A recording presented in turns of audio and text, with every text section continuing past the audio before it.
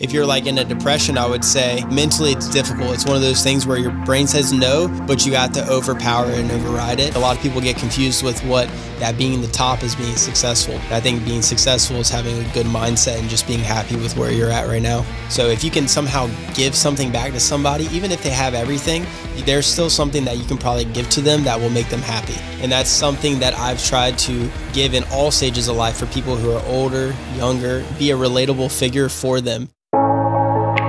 Welcome to the Grit.org podcast with Colby Harris and Brian Harbin. In these episodes, they speak to top achievers in athletics and business to understand the habits and mindset they apply in order to build more grit.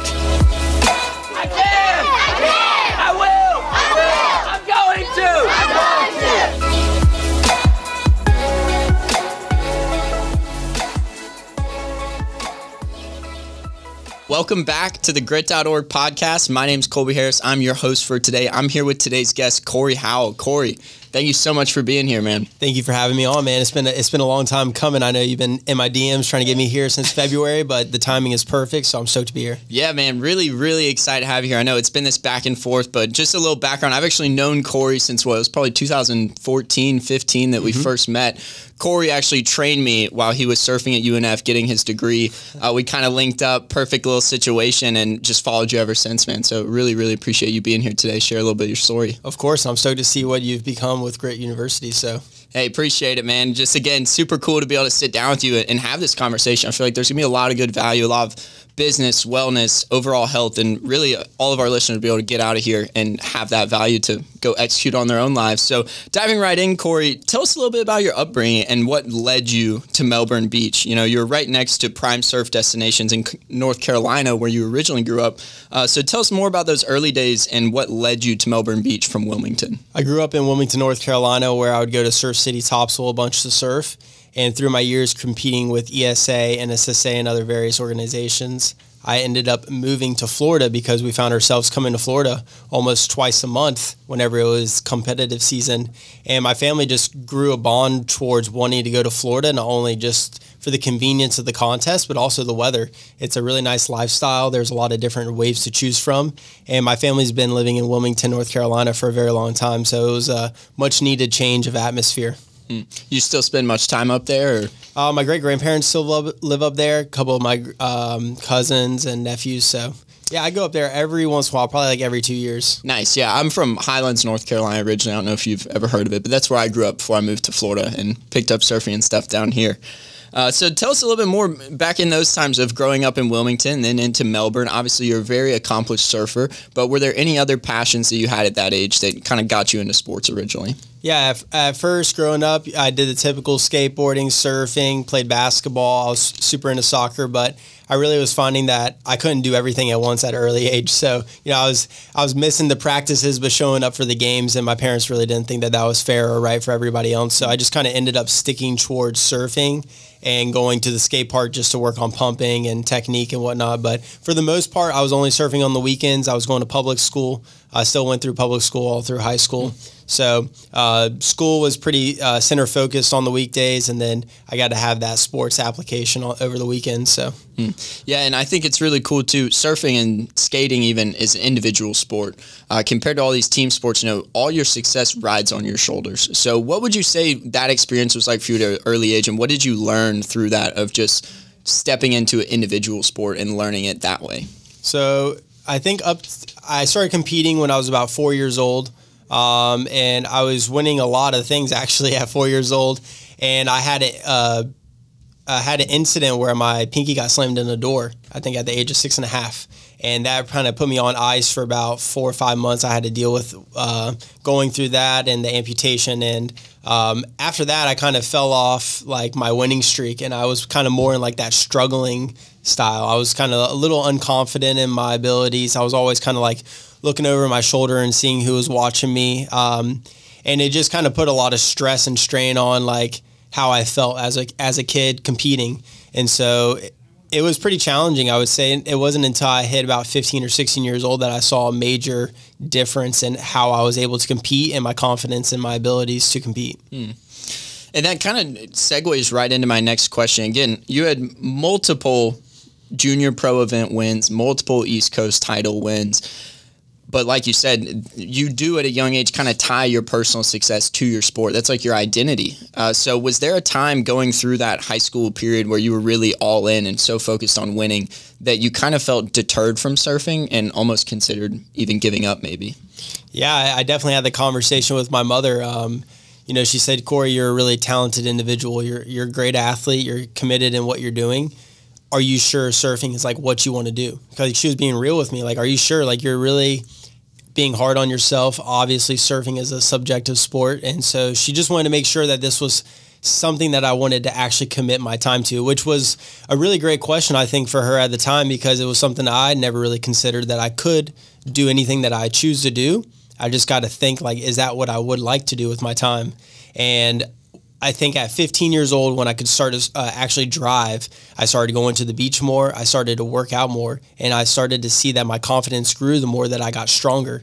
Not only because I was getting physically stronger, but mentally I knew I was doing what a lot of other people were not doing. And that gave me the confidence. It made me not have to look over my shoulder anymore. And I knew, like, I was focused, I had drive, and I could see how training carried over into the surf world. And at that time, for me, I didn't really see many people training and surfing. It was kind of like you're like a try-hard almost. Like, it's kind of crazy to think, you're looking back now, a lot of these guys are training, but back then you didn't really see that as much. You saw like Taylor and Knox doing a lot of like Bosu ball training, and we had endo board, but other than that, I didn't really see a lot of people exposing that side of the world. So it was kind of new to me. I felt like I was on the brink of a discovery.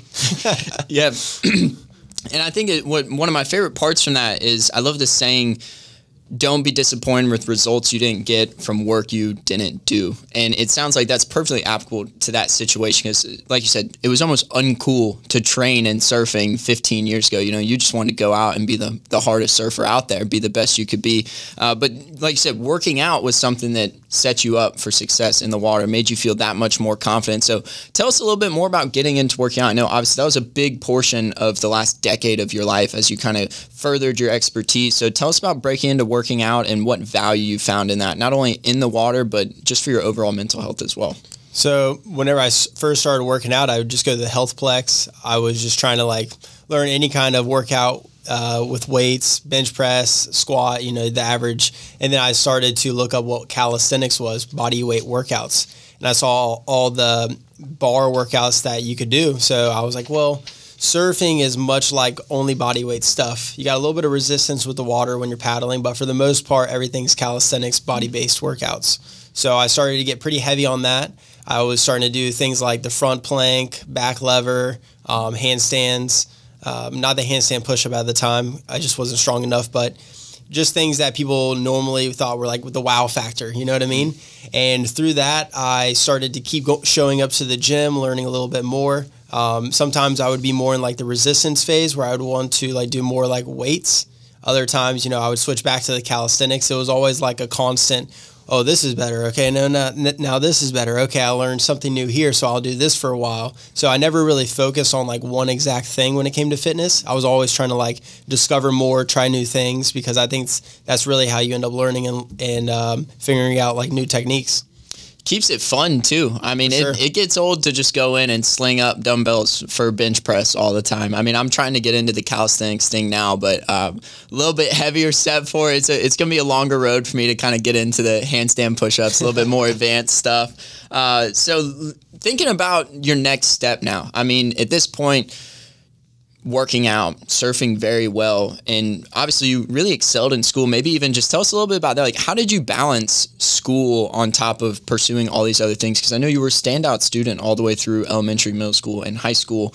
Tell us more about that and how you balance it, and really some of the things that you believe helped you excel at school.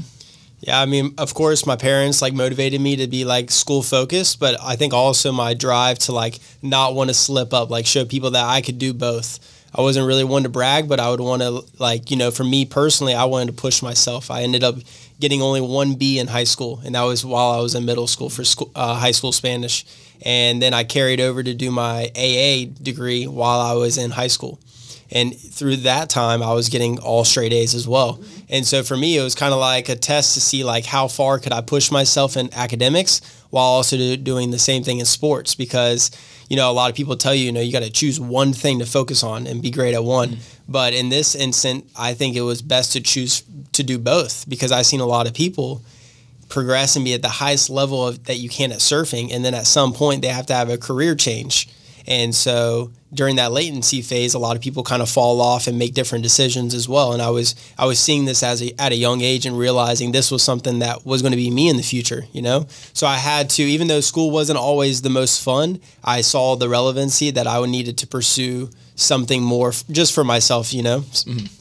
So at that time, was the decision already made that you wanted to be a chiropractor, or tell us kind of about making that decision to go ahead and eventually get to go to UNF? I know you said you got your AA while still in high school, but tell us, was that the plan all along, or how did you end up landing on that? Yeah, not at all. UNF was obviously an easy decision. It was the closest university to the beach. So that was a major requirement.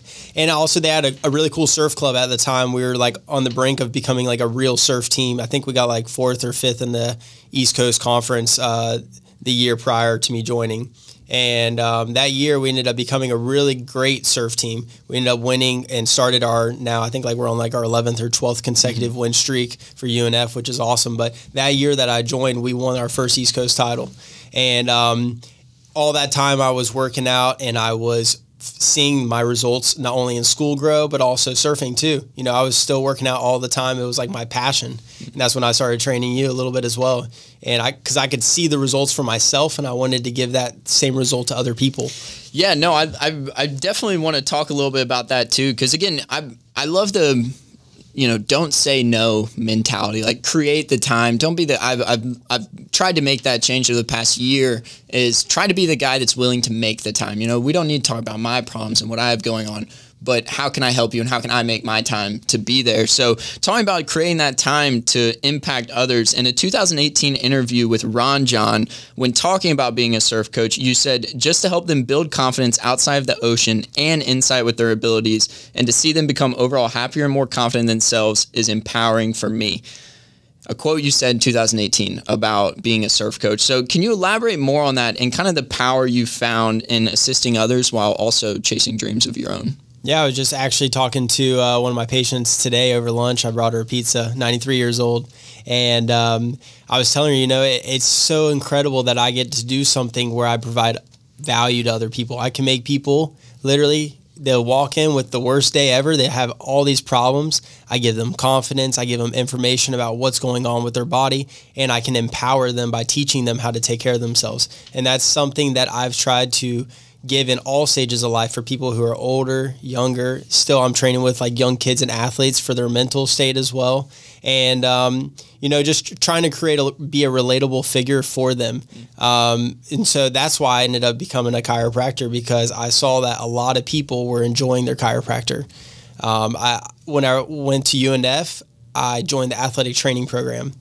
I knew that was something that dealt with sports injuries, and I ended up working with a bunch of sports teams at the time. They have an incredible program there. If you're interested in learning about the body and taking care of athletes, I highly, highly recommend joining the athletic training program just as a stepping stone.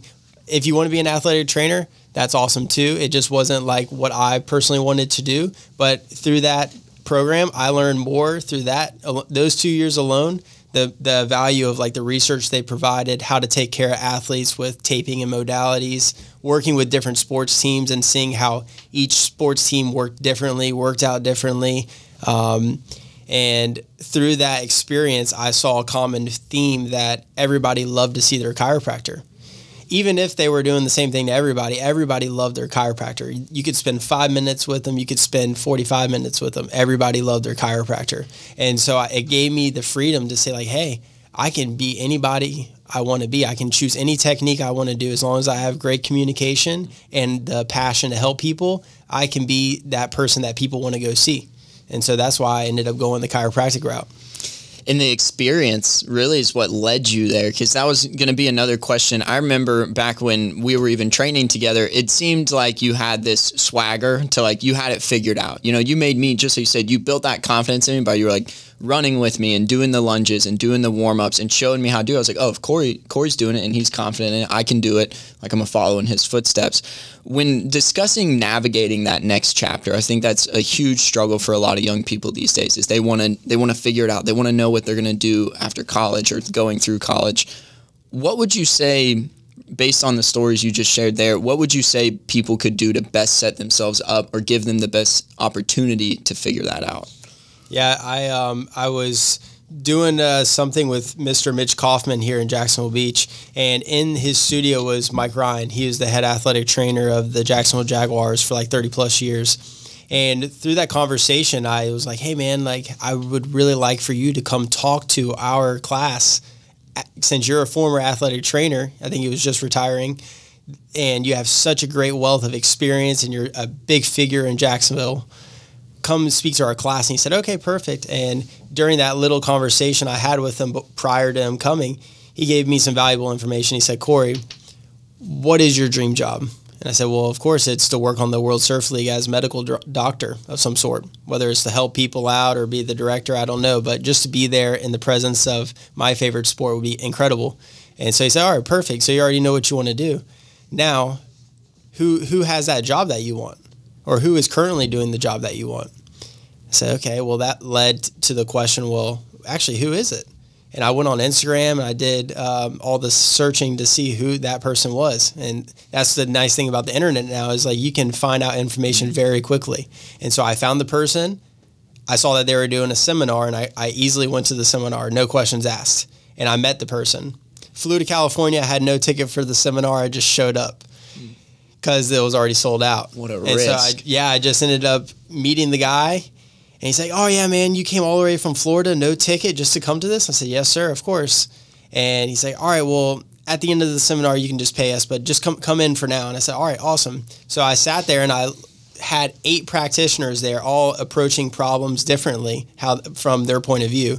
And I was learning like crazy amounts of information while I was already in chiropractic. And I was like, wow, all these people are like people I want to be associated with. And they ended up, at the end of the seminar, they had like a trick contest, like who can do the best trick on the ground. And of course, I did the front plank going up into a handstand push-up. And everyone was like, what? That was crazy. Like, everyone was freaking out. And it was like a cool opportunity, because all that work I'd done in the past, working and training, I was now talking about it and being about it, which a lot of people like to see, you know? And so I ended up meeting the guy, Dr. Tim Brown, and became great friends with him. And everywhere he goes, like seminars wise, I try to be there. And I just became like a great bond with him. And ever since then, I was like, wow, that's a great way to approach the problem. Where do I want to go? Who's there? I need to meet them. What skill set do they have? I need those skill sets, and just go from there. Because I think a lot of parents look at me as an example for their kids. You know, I surf, I go to school, I have a clinic now. I'm somebody that a lot of people would like to be, and that's awesome. But people think that everyone needs to go to school, and I quickly remind them, like, what are you interested in first? You know, you can go to school, but if you don't know your end goal, you might be wasting time. You know, you're better off trying different fields and professions, shadowing people with things that you think you're interested in, seeing and exploring that route first. And then if you like it, great, then pursue it. But if you don't like it, at least you tried it. So then when you look back, you don't like second guess yourself. So that was a big thing for me. I ended up shadowing like ICU doctor, physical therapist, chiropractors, obviously athletic training, personal training I was into. And I found that chiropractic for me was my calling. And so I feel confident now that I made the right decision. Yeah, it's just such a good nugget for young people out there trying to figure that out, because I've noticed that same issue now, as most people say, well, I don't know what I want to do. And it's, okay, well, what have you tried? And then they don't necessarily have a track record. Like, I remember I had a rule in high school, even trying to get a jump on the gun, figuring out what I wanted to do. By the time I was a freshman, I made a rule that I wouldn't work the same high school job for more than a year, because I knew I would have exhausted the value at that point, you know, working as like a food delivery boy or as a kayaking tour guide, or then anything else that came along the way, like trying to switch it up to best try to figure out what I wanted to do. And I did learn I love speaking. I love talking to people. I love conversation. So I think that's super important for anyone listening that's trying to figure out. It's like, go try to decide for yourself, figure it out for yourself by getting that experience. And you started to talk a little bit about all these people that you've encountered through that mentality. And I had a long list here of all these very high achieving, high level doctors and employees at places like WSL. So tell us a little bit more about getting in front of a mentor like that, and how do you approach trying to like kind of work with someone to add that value to them while also they're going to give it back to you? For sure. That's a great question. Finding a mentor can be like in a profession and a passion of yours, a hobby, or just even somebody you want to learn information from. I have mentors all across in different categories, whether it's through gardening, doctor stuff, just friends that I like to be associated with. Mentors can be found anywhere. It just depends what information you're looking to seek. And so the best way I think to get in front of a mentor is to just say hello. It's easy. You can, of course, always invite them to lunch or dinner and have a real genuine conversation with them. But if they just don't have the time for that, just even saying hello and trying to establish a connection with them will serve you a great deal, because then your goal after you establish connection is to follow up, maintain that relationship, because it's easy to say hello to somebody once, but it's another thing to follow with them like a couple months later, like, hey, I saw that you were doing that. That looks awesome. Hey, how are you doing? I've been working on this. Can you check this out? And so that shows people that you are not only interested in the first conversation, but you're interested in actually becoming a friend with them. And that's what a lot of people I think are missing, is they want something immediately whenever they meet somebody. And maybe sometimes you just need to play the long game until you figure out what you can deliver for them as well. Because people don't like when you take. So if you can somehow give something back to somebody, even if they have everything, there's still something that you can probably give to them that will make them happy. So, yeah, I think there's very few supplements for time, even just to engage in that conversation and be genuine through it. Like you said, not necessarily shoving it down their throat of, hey, come be a guest on my podcast, but instead, oh, beautiful car, man, I hope you're doing well. Something very basic to get your foot in the door with that. Kind of pivoting into another topic that I wanted to ask you about, when thinking about your sports career. Again, we didn't touch on it a ton, so maybe we'll loop it back real quick to your time at UNF on the surf team. You guys, like you said, on 11 East Coast titles? Yeah, something like that. I think while we were there too, we got second in the nation 2 years in a row. And first once or twice, right? Or I guess you won an individual. Yeah, a couple of us won some individual titles, which is great. I think we won the girls once. The guy won, I think Patrick won like the longboard twice.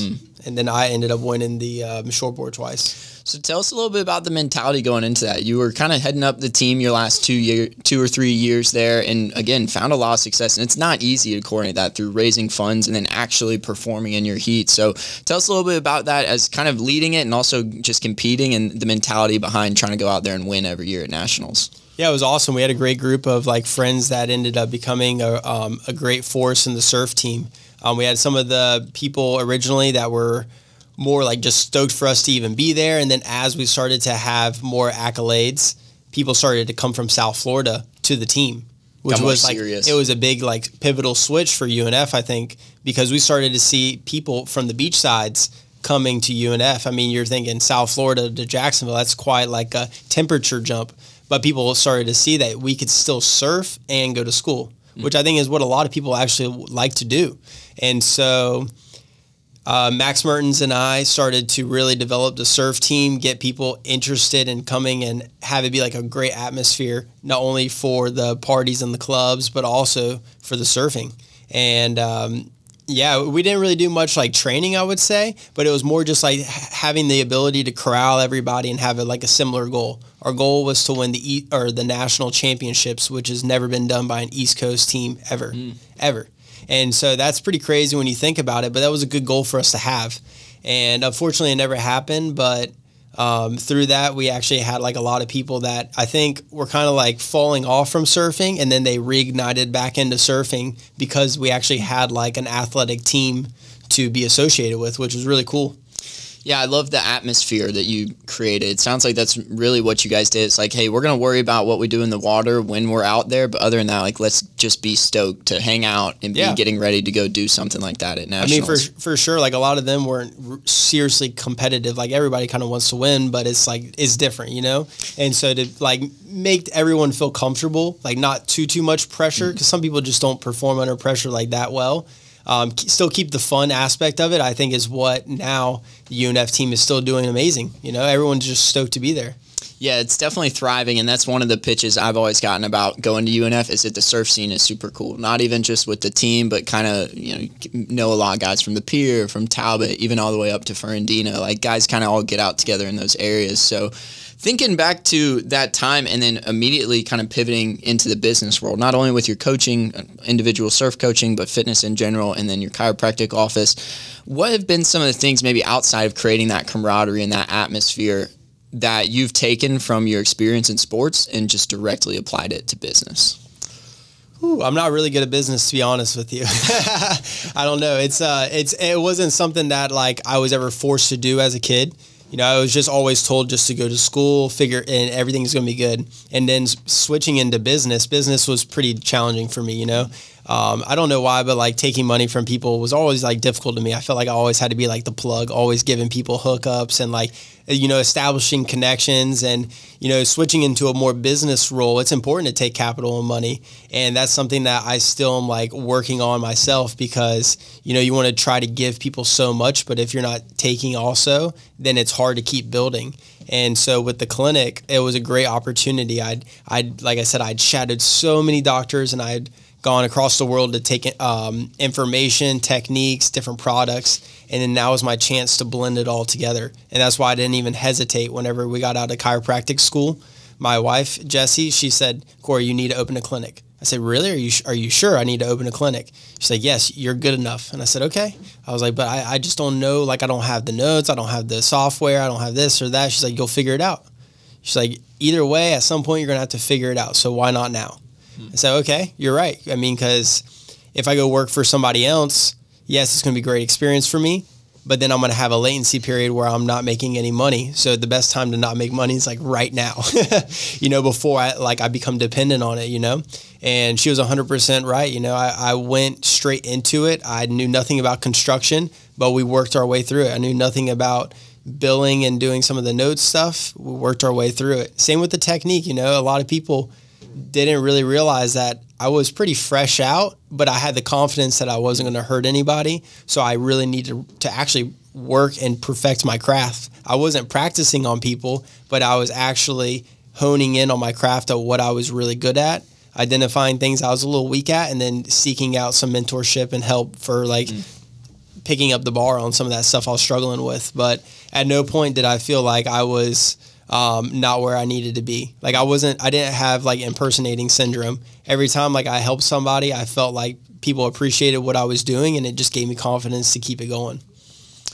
Yeah, that's amazing that you took that risk. And have you just been, I mean, like you said, you had a lot to, not only it was funny, you said you wouldn't be making money, but in a business, you're investing it as well. So, I mean, have you been able to just completely fund it yourself to get everything off the ground and get all the equipment and things like that you needed, your space?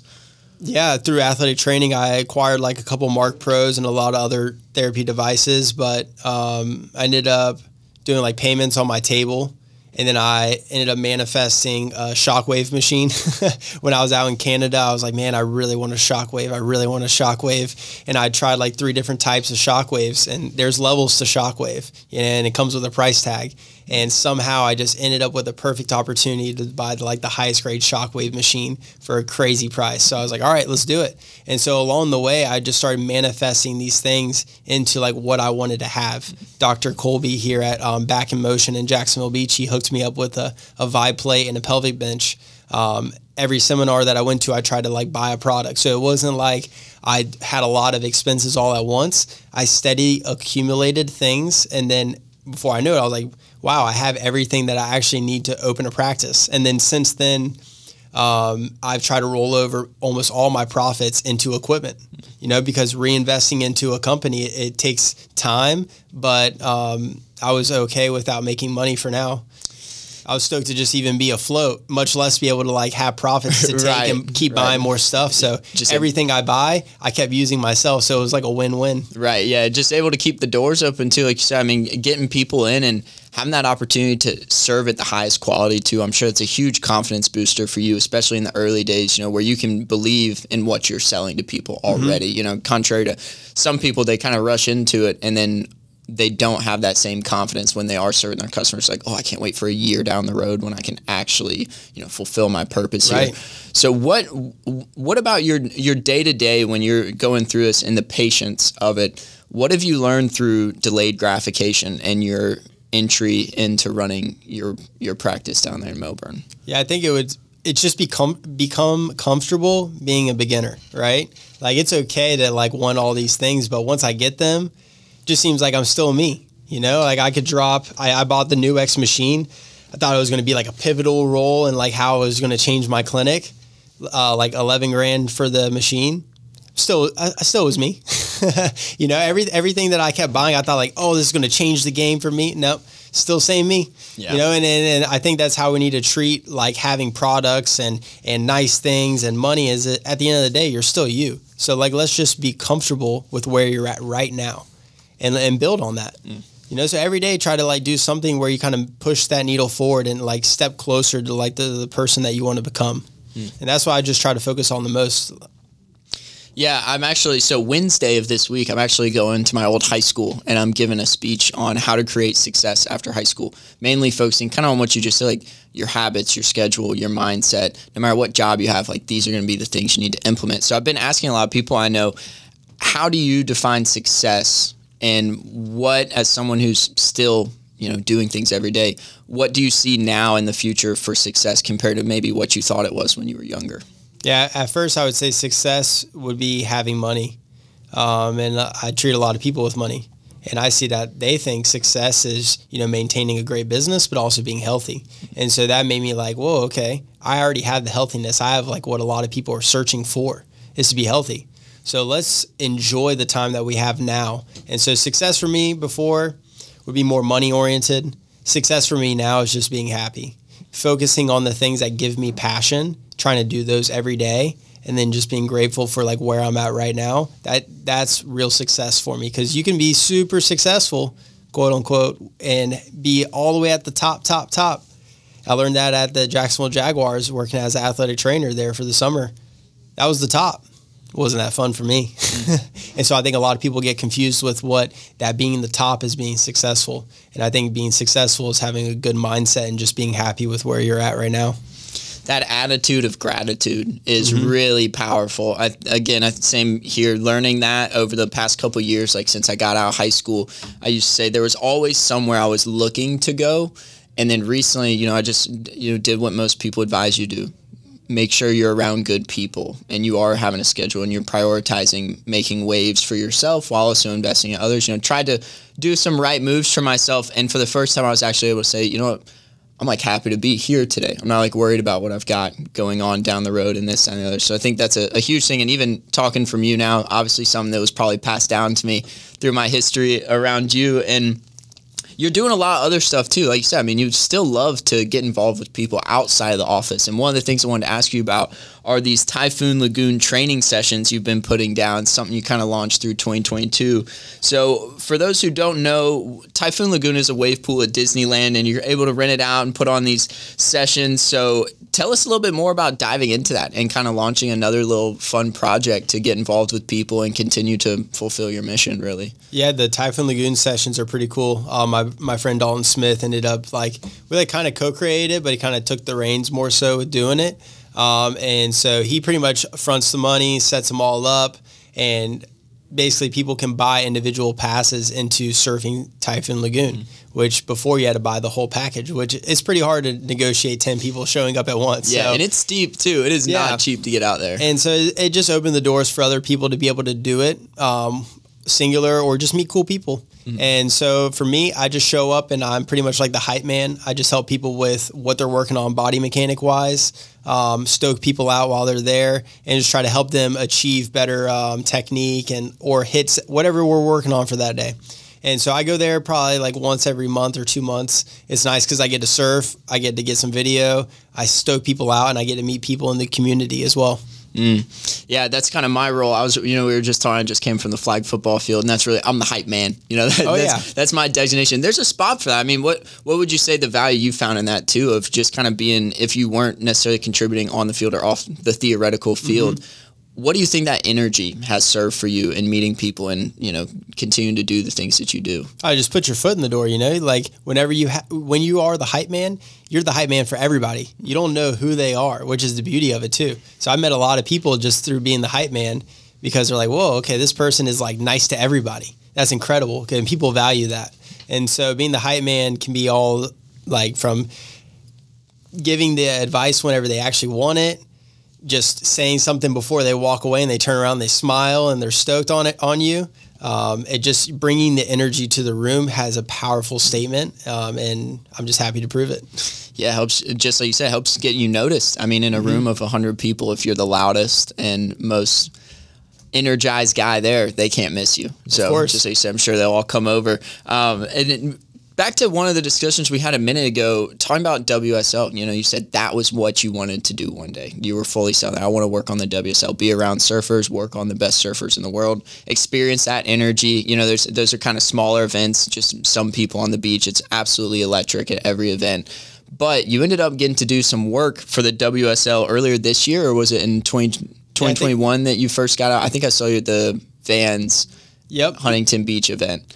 Tell us about that. That was pretty much your dream being brought into fruition. So what was that experience like, and kind of the emotion you experienced through that whole process? Dr. Tim Brownie invited me out and I said, heck yeah, I'll go there. So it was no question. I went out there. I got to meet a lot of people that I'd never seen before, a lot of familiar faces as well, which serves me good because, normally people are just walking right past you, but then since some of the athletes were coming up, like, hey, dude, that's cool that you're here right now. You've been talking about it for a long time that's what you want to do.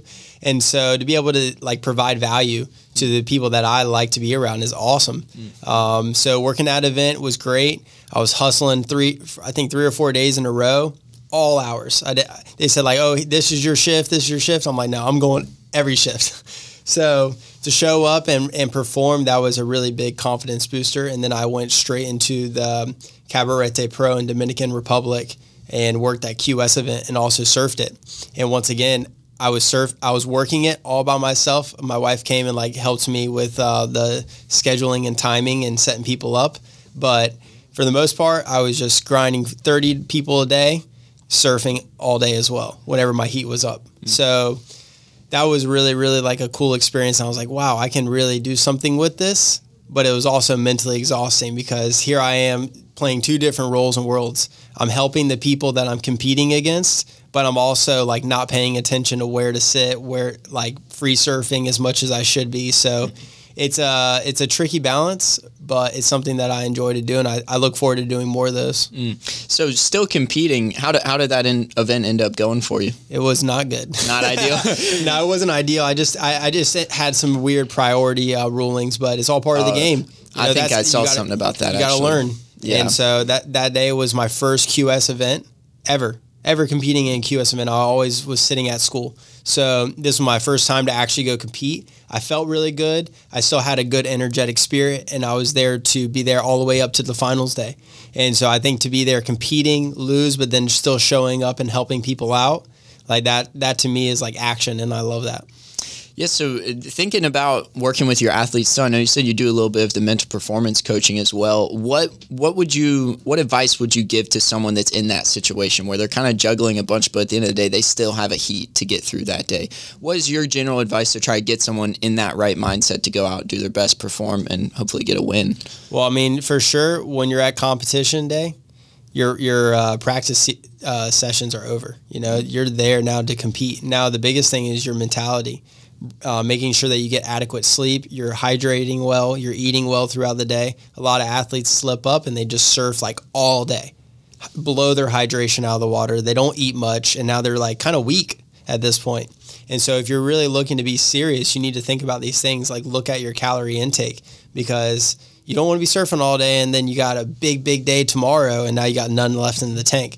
So that's when you start to see the people that are really taking it serious, conserving themselves. Even though you want to go out and surf all day, maybe you shouldn't. Instead of like talking with your friends right before your heat and not paying attention, maybe you should be like in your zone, focusing on breathing.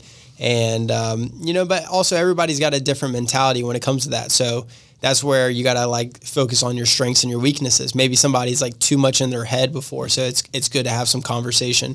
So you really got to see like how you perform the best at, and then just go based on that. Because for sure, like everyone doesn't fit in the same book. Yeah, I can totally agree with the idea of you got to figure out what works for you. And I think there's a lot of conversations can be had, but it ends up coming down to, well, this works for me. I like to do this preheat, whether it's a weird ritual that you might have to get through, or if it is like, I like to sit on the beach and chop it up with my boys for 5 minutes before I paddle out. We either line up together, and that makes me confident in going out on the water. So tell me about kind of what works for you. I mean, obviously there's a lot of conversation out there of like, $1 million morning routine, or do this, to schedule your day. What does a day in the life look like for you now? And is there kind of a system that you like to follow to be most productive? Day in the life for me is sporadic. Don't doubt it. It is sporadic. One day I'll be here doing this thing, and the next day I'm doing like something completely opposite. So for me, a day in the life for me is like having a goal that I'm working towards, like getting like a bunch of random jobs done. When it comes to competition time, I definitely try to focus on my sleep and drink a lot of liquids, because a couple of times I've had like some muscle spasms and just bogged out by the end of the day. So definitely hydration for that. But I don't really follow a schedule. Just try to get adequate sleep, hydrate enough, and do something for like physical activity every day if I can. Sometimes working, the day escapes me. So lately I've been trying to wake up early in the morning and get after it, because by 6:30, 7 p.m. I'm pretty toasted. All I want to do is eat dinner and then just kind of chill out and do some stuff around the house. So I think now it looks more like workout in the mornings, figure out if I can surf during the day in between all my patients, and then just do some stuff around the house after that. Yeah, man of many hats over here. One of the things I definitely want to talk about is a place you've invested a lot of time over the last couple of years is into your garden.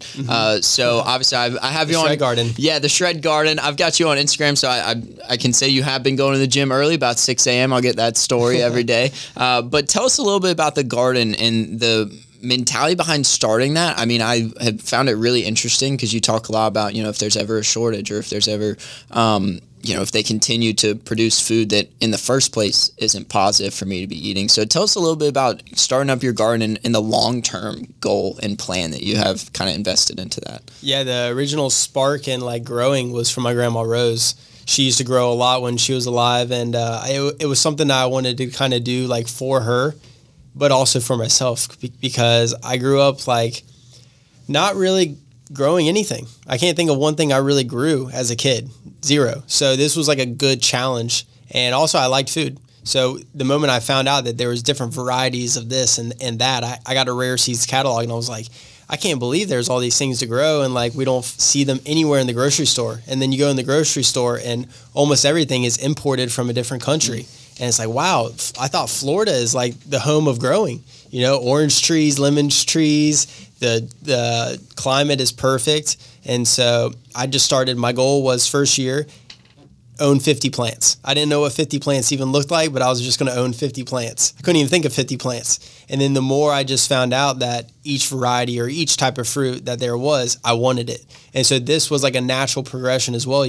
I would get like 2 this week, and then I would get like 3 this week, and I would trade like this for that with friends. And I started to grow and accumulate all these plants. And before I knew it, everything was either in a pot at my clinic now, or it's already planted at the Shred Garden, and I'm working on like using cardboard to recycle and weed suppression. I use algae around my coconut trees. And so I try my best to do everything like DIY, or like pretty like not spend a lot of money, so it's relatable to people. Because easily I could go out and buy like the nicest thing, this and that, and it would look perfect. But I don't think a lot of people can relate to that. So my journey for the Shred Garden is to create something that people are inspired by and that they choose to do themselves. Because the only way that we can change our action from being like only a consumer to now a producer. It's a hard journey, but we should all just focus a little at a time. Like, okay, we'll learn how to grow this, and now we'll grow that,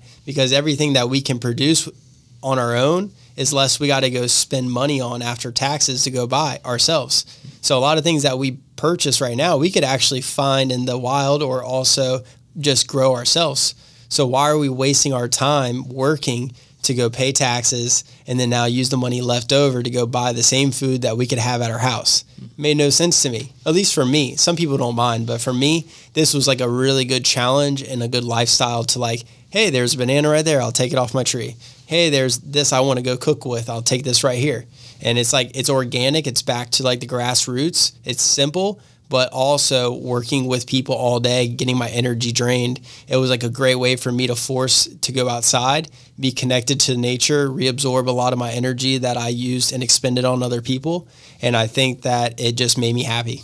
I was going to ask, I mean, it's got to be pretty meditative for you to end up going out there and just spend some time in the sun and working on your plants and things like that in the evenings. I just go out and I just laugh. I'm like, I can't believe I own this property. I can't believe like I'm growing all this stuff and like no one is doing it. It just baffles me. And it's going to be so cool in the next few years when I can like teach and like give people all these crazy exotic things that I own. Like that's the goal. The goal is like, yes, to have it for myself, but to share it for other people. Because one time I posted on my Snapchat, I said like, wow, I can't believe like if something ever goes down, excuse me, I'm set, you know? And someone said, well, I'm going to come over and rob you. And like, you know, normally people would be like, huh, that's true. But I was like, you know, that might actually be true. So I'm better off to just go and start helping people out grow now. You know, like, why do I have to have all this just myself? I could easily, so I go and plant things at my friend's house. And I'm like, oh, I'll plant a mango tree here because I know it'll get huge. I'll plant this there because I know it'll get big. So I'll come back and collect in like 10 years whenever it's booming.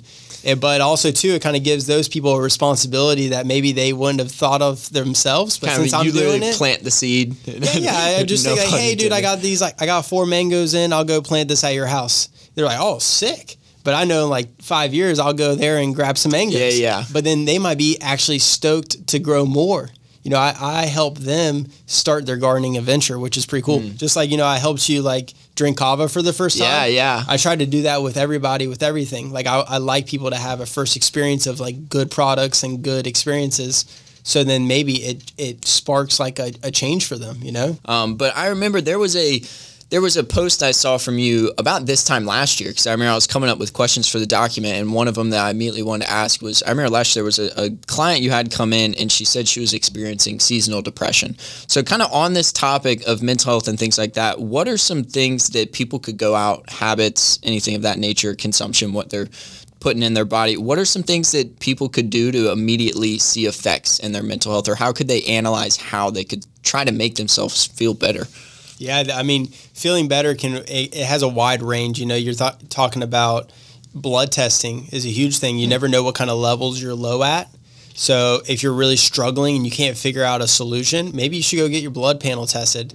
And you could be low on this one thing. You take a supplement for it and boom, you're right back in action. People who take like blood pressure medication, they might be low at a certain coenzyme Q, which is a production for muscle potentials to react. And so little like tips and tricks like that can make a huge difference on how you feel mentally. If you're like in a depression, I would say focus on being outside a little bit more. There's been huge studies on microdosing as far as it changing your experience of way you look at life without like all the negative effects of it, of like other prescription like antidepressants. And once again, you know, one thing might work for one person and another not. So I think it's YouTube that thing, man. I YouTube everything. So yeah, kind of whatever you want to try out and learn, YouTube it up. Yeah, do your own due diligence and then come back and think about those different things. What do you think about, are you a big component of cold water therapy as well, or what do you think about using that too? Cold water therapy is scary. Mentally. Yeah, no, I was like, oh, he's got a new spin on it. Oh, yeah, it's scary mentally for sure. I don't have a cold therapy ice plunge at all right now. It's something that I would love to have, but right now I don't. But a lot of people who do it on the regular, they love it. Absolutely love it. But mentally it's difficult. It's one of those things where your brain says no, but you got to overpower it and override it. But it's not something I can really say much about because I don't do it on a regular basis. I do go to the sauna quite a bit because it's convenient for me at the townhouse, but it's something that I would definitely like to have in the future and do more. Yeah, I think the convenience of it would be ideal. I do remember there was a couple months ago where I was kind of having an off day, very busy, a little scatterbrained, and then I was like, I got, I think it was like a birthday dinner that night. So I was like, I got to hit the switch. I need to like feel better, be on my A game. So I ended up going and getting 8 bags of ice. I did 6 minutes at like 55 degrees, maybe a little lower, and I felt amazing for the rest of the night. I think it's because you literally shut off everything because you just want to survive. You're like, I just want to get through these next few minutes without like seizing up. So tell us too, the one of the big things I think too, kind of leading that happy life, finding that success, is who you're going to do it with. And just recently you got married. Congratulations. Thank you so much. Big decision. I heard it was an amazing time. You guys had a beautiful venue too. So tell us a little bit about that for you and what value has come with that as well. And I think you and Jesse have been together for going on maybe like 5 years now, maybe almost 4, I think. Almost 4. So it really hasn't been too long. Just tell us about her impact on your life and kind of moving forward, what that means to you. Yeah, it was good because I already had a direction in life, so I kind of knew where I wanted to go. I wasn't completely like graduated. I think I had like 2 more years to go. So she really helped me a lot with like nutrition. I'm really good at cleaning dishes. She's good at cooking. She's good at the business side of things, and I'm good at interactions and making connections. So we both had things that complemented each other in our relationship, and I think that was a good success for us. A lot of people say like opposites attract, but also like, don't people who are like the same kind of bring better value to each other? If you're an opposite, then that means you have more time to be alone, and that's why you can tolerate each other more when you're together, in my opinion. But whenever you're together, I think you're stronger because you have someone you can rely on undoubtedly, and that's powerful because I don't have to ever worry about like what she's doing. I'm like, yeah, go do it. That's no problem, and she trusts me fully too. And I think that's awesome because, now that's something that I don't have to think about during the day. Like, I need to go out to the bar to go find this girl. I need to go to this to go hang out with her. I'm focusing now on like things that I actually want to go do. And so to have that mental stress of not worrying about that stuff and now focusing on things that I actually enjoy is pretty alleviating, because that was something I spent a lot of time doing, was trying to like impress others or like do something for this person. And now I don't really got to do that. Now I have somebody I can actually trust. I can do all these amazing things with, and it's pretty crazy. I spend almost like most of my time with her, and she's like my best friend. We always have things to talk about. And I think that for us is rare. We see a lot of people with relationships that they do kind of opposite things, like I said, and they're together like at nighttime. But I don't know, for us, we can go pretty deep in conversation about like, what we want to do, how you felt about this. And then she can tell me like, hey, Corey, like that conversation, you were not acting really nice. And so I'm like, I got to accept that. That was nice that you told me that. And I can reflect on like, why did I say that? But to have somebody that can tell me like, hey man, you're kind of like out of line on that, check me, that's good, because most people wouldn't do that for you. So yeah, it comes from a good place. Yeah, I think I can definitely understand the, never complacent, but the content feeling you get from knowing it's like, man, I could go out, I could bomb today, I could kill it today, I could be the guy on top of the mountain, I could be the guy pushing the wagon up the mountain, and I've got someone to be there and to back me up. Of course. And kind of pivoting on that question or piggybacking on that question, what about a lot of the people that you hang around down there in Melbourne Beach? I know we were talking earlier. We even had one of Corey's good buddies, Liam, in here last week, who stellar guy, played college baseball, really into the fitness space as well. So what value have you found in those type of relationships and the people you surround yourself with outside of those mentors, but the guys that you can sit down and you can drink kava with and also just kind of cut up about the week and life and things like that? Yeah, I think with relationships, people kind of think too much into it. And me, myself, I was kind of that way as well. Like if I'm not hanging out with that person every day, we're not really like friends. But that's not true at all. Like I said, try to maintain relationships and contacts with people. Every once in a while, you don't got to hang out with them all the time. But if you're coming into town, hit a couple of your boys up and rekindle that relationship. And so that's what I try to do each place I go to. I say what's up to everybody. I try to be friendly with everybody and really focus on building who I know. You know, I know electricians, I know plumbers, I know people from when I was in high school still. I know really wealthy people. I know people and business owners. You know, everyone is important that plays a role. I hang out with that old lady today. We had like she's my 92-year-old patient, and I brought her some pizza, you know, and I think just knowing everybody is so valuable because you never know who you might need to rely on at some point. And I feel good knowing that I give everybody time. Everyone I talk to, I try to be as nice as I can because I never know what position they may be in the future for me. And so that's a really valuable thing to accept and understand. So in high school, I was nice to a lot of people. And now a lot of those people became people in different professions. So now when I go and talk with them, they're like, yo, you were always nice to me. Like, you helped me out with this. Like, no problem. I'll help you out now. And I think a lot of people pigeonhole themselves and ruin relationships. And then 10 years down the line, they need something from that person. They're like, I didn't forget what you did to me that day. Mm-hmm. And so I just want to be friends with everybody. Everybody. Yeah, even drive a couple hours north, come to a podcast with a guy you've only met a number of times. Of course. You know, every little move matters. And if I can just spend my time wisely and challenge myself, like coming here and talking, it's definitely something that's a little nerve-wracking, but it's a good challenge, and I like that.